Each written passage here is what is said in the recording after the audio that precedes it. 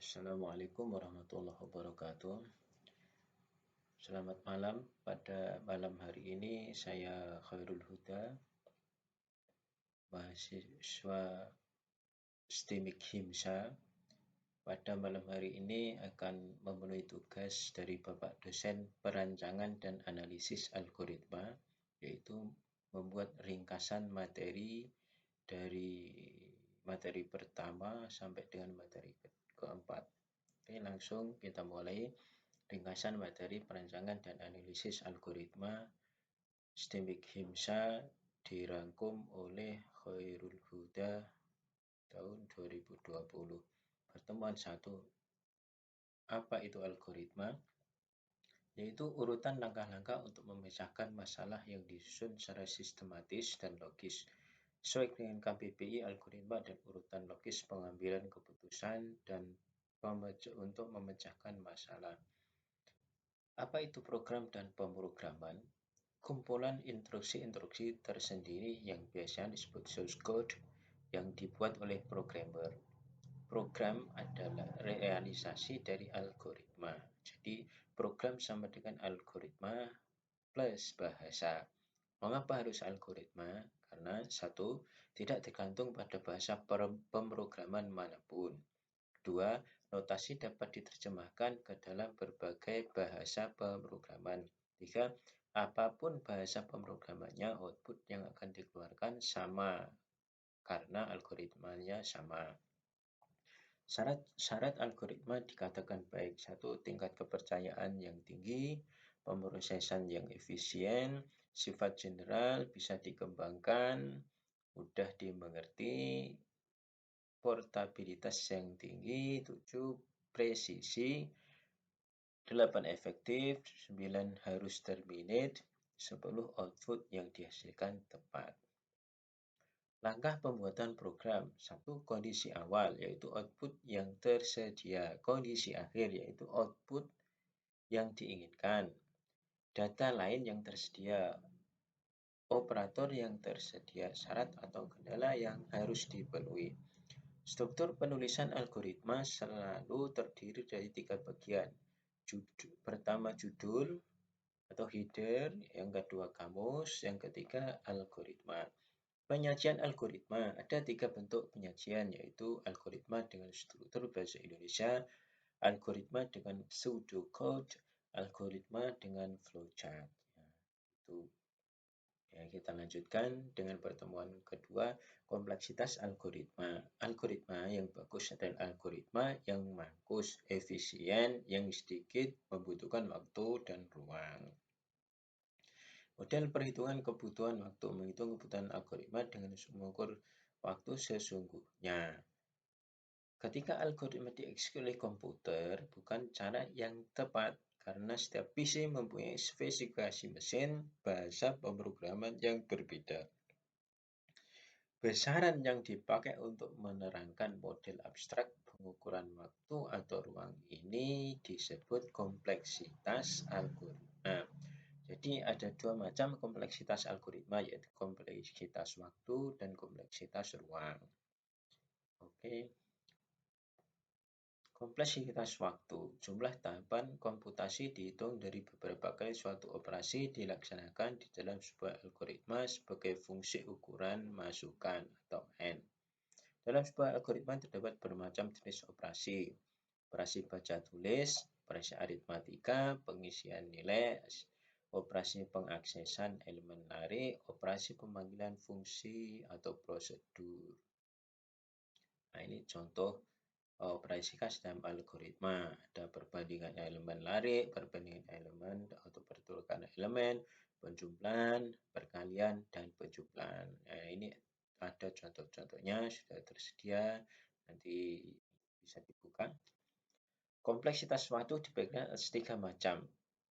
T maksimal kali N. Kompleksitas waktu untuk kasus terburuk or worst case, kebutuhan waktu maksimum. T minimum kali N, kompleksitas waktu untuk kasus terbaik atau best case, kebutuhan waktu minimum. T average kali N, kompleksitas waktu untuk kasus rata-rata atau average kebutuhan waktu secara rata-rata. Penugasan kedua sudah ada contohnya di sini, nanti bisa kita simak. Kita lanjut pada pertemuan 3. Kompleksitas waktu atau asimptotik. Definisinya, notasi asimptotik digunakan untuk menentukan kompleksitas suatu algoritma dengan melihat waktu tempuh algoritma. Waktu tempuh algoritma merupakan fungsi N menghasilkan R plus. Terdapat 3 macam, yaitu keadaan terbaik, best case, pakai berlambang theta, rata-rata, average, berlambang omega, keterburuk atau worst case dilambangkan dengan big O. Oke. Fungsi kompleksitas, jumlah operasi perbandingan elemen tabel. Kasus terbaik terjadi bila A1 sama dengan X, T min kali N sama dengan 1. Kasus terburuk bila A kali N sama dengan X atau X tidak ditemukan. T maksimum kali N sama dengan N. Kasus rata-rata, jika ditemukan pada posisi ke C, maka operasi perbandingannya A kali K sama dengan X akan diisi sebanyak J kali. Menghitung waktu proses, gitu ya. 1, ini sudah ada contohnya. Proses 2 juga ada, fungsi kompleksitas ada. Ini membaca big O, ya, sudah. Pertemuan ketiga, penugasan ketiga ini sudah ada, bisa kita pelajari. Ada contoh jawaban dan soalnya. Kita lanjut pertemuan keempat, strategi algoritma. Strategi solusi langsung algoritma brute force. Definisi brute force adalah sebuah pendekatan yang langsung straightforward untuk memecahkan suatu masalah. Biasanya didasarkan pada pernyataan masalah atau problem statement dan definisi konsep yang dilibatkan. Algoritma brute force memecahkan masalah dengan sangat sederhana dan langsung dan dengan cara yang jelas. Nah, ini contoh-contohnya brute force, contoh 1, 2, contoh 3, contoh 4, 5, ini mencari elemen terbesar, contoh ke-6, sequential search, contoh ke-7, bubble sort, contoh ke-8, uji keperimaan, contoh ke-9, menghitung nilai polinom secara brute force, karakteristik algoritma brute force. Karakteristik algoritma brute force. Algoritma brute force umumnya tidak cerdas, tidak mampus karena ia membutuhkan jumlah langkah yang besar dalam penyelesaiannya. Kadang-kadang algoritma brute force disebut juga algoritma naif. Algoritma brute force seringkali merupakan pilihan yang kurang disukai karena ketidakmampusannya. Tetapi dengan mencari pola-pola yang mendasar, keteraturan atau trik-trik khusus biasanya akan membantu kita menemukan algoritma yang lebih cerdas dan lebih bagus. Untuk masalah yang ukurannya kecil, kesederhanaan brute force biasanya lebih diperhitungkan daripada ketidakmampusannya. Algoritma brute force sering digunakan sebagai basis bila membandingkan beberapa algoritma yang bagus.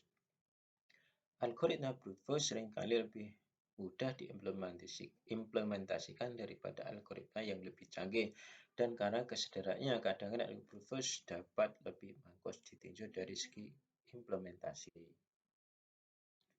Ini sudah penugasan keempat.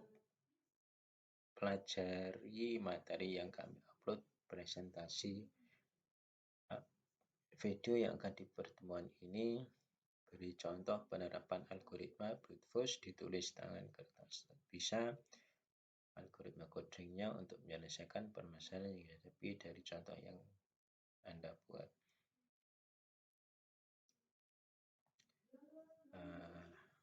Ini